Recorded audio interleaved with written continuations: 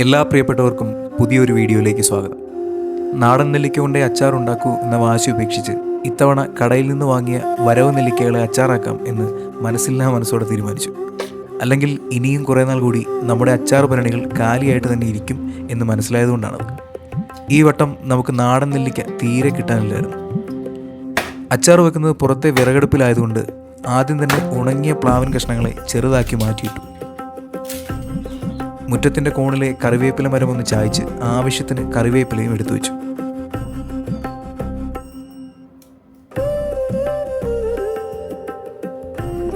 ചിരട്ടയിലേക്കിട്ട കർപ്പൂരങ്ങളിൽ തീ പടർന്നു. അത് അടുപ്പിലെ വിറകിലേക്കും പടർന്നു. അരിച്ചിറങ്ങി വരുന്ന ഇളംവെയിലിൽ വെളുത്ത പുകപടലം മെല്ലെ അങ്ങനെ അലിഞ്ഞു ചേരുകയാണ്. നല്ല കട്ടിയുള്ള ചീനച്ചട്ടി അടുപ്പിലേക്ക് വെച്ച് അതൊന്ന് ചൂടാകുന്നവരെ നമുക്ക് കാത്തിരിക്കാം. ചൂട് ചീനച്ചട്ടിയിലേക്ക് ആവശ്യത്തിന് നല്ലെണ്ണ പാർന്നു കൊടുക്കാം. ചൂടായ നല്ലെണ്ണയിലേക്ക് ആദ്യ ചേരുവയായ കടുകുമണികളെ ഇറക്കി വിടാം. ചൂട് നല്ലെണ്ണയിൽ കിടന്ന് കടുകുമണികൾ മൂത്ത് പൊട്ടുമ്പോൾ അതിലേക്ക് അരിഞ്ഞ വെളുത്തുള്ളിയും പിന്നാലെ അരിഞ്ഞു വെച്ച ഇഞ്ചിയും ചേർത്തിളക്കി നന്നായി മൂപ്പിക്കാം. ഇനി വട്ടത്തിലരിഞ്ഞ പച്ചമുളകിൻ്റെയും കറിവേപ്പിലയുടെയും ഊഴമാണ്. ഇതെല്ലാം ഒന്ന് മൂത്തു കഴിയുമ്പോഴാണ് അച്ചാറിൻ്റെ നിറവും എരിവും തീരുമാനിക്കുന്ന പ്രധാനിയുടെ വരവ്. മുളക് പൊടി. ആവശ്യത്തിന് മുളക് പൊടി കൂടി ചേർത്ത് നന്നായി ഇളക്കി മൂപ്പിക്കാം. ഈ ചേരുവകളെല്ലാം അമ്മയുടെ കൈക്കണക്കുകളാണ് കേട്ടോ. ഇതിലേക്ക് ആവശ്യത്തിന് മഞ്ഞൾപ്പൊടി, ഉലുവപ്പൊടി, കായപ്പൊടി എന്നിവ കൂടി ചേർത്തിളക്കുന്നതോടുകൂടി വർണ്ണാഭമായ കൂട്ട് തയ്യാറാവും.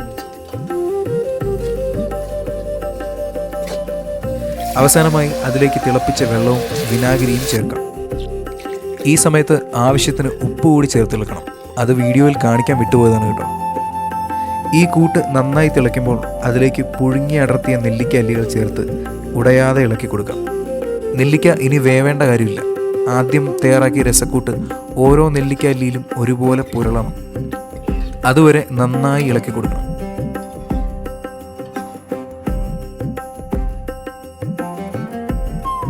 അതിനുശേഷം അടുപ്പിൽ നിന്നിറക്കി തണുക്കാൻ വെക്കാം. നന്നായി തണുത്തു കഴിഞ്ഞ അച്ചാർ ഇനി കഴുകി ഉണക്കിയ ഭരണിയിലേക്ക് മാറ്റി കൊടുക്കണം. നനവില്ലാത്ത തവി കൊണ്ട് ഭരണിയിൽ നിറച്ച അച്ചാറിന് മുകളിലേക്ക് അല്പം കൂടി നല്ലെണ്ണ പകർന്നു കൊടുക്കാം. ഇനി ഒരു വൃത്തിയുള്ള തുണി കൊണ്ട് ഭരണിയുടെ വാ മൂടി കെട്ടാം. ഈ തുണിയും നല്ലെണ്ണ ഒഴിച്ച് നനയ്ക്കുന്നത് നല്ലതാണ്. ഭദ്രമായി മൂടിക്കെട്ടിയ ഭരണിക്കുള്ളിൽ ഉറങ്ങുന്ന അച്ചാറിൻ്റെ രുചി ഓരോ ദിവസം ചെല്ലുന്തോറും കൂടി വരും. ഊണിന് എന്തൊക്കെ കറികളുണ്ടായാലും അരിയിൽ വിളമ്പാൻ ഒരൽപ്പം അച്ചാർ കൂടി ഉണ്ടെങ്കിൽ ഒരു സുഖമാണ്. അത് നെല്ലിക്കാച്ചാറാണെങ്കിൽ പിന്നെ പറയുകയും വേണ്ട. എല്ലാ പ്രിയപ്പെട്ടവർക്കും നന്ദി.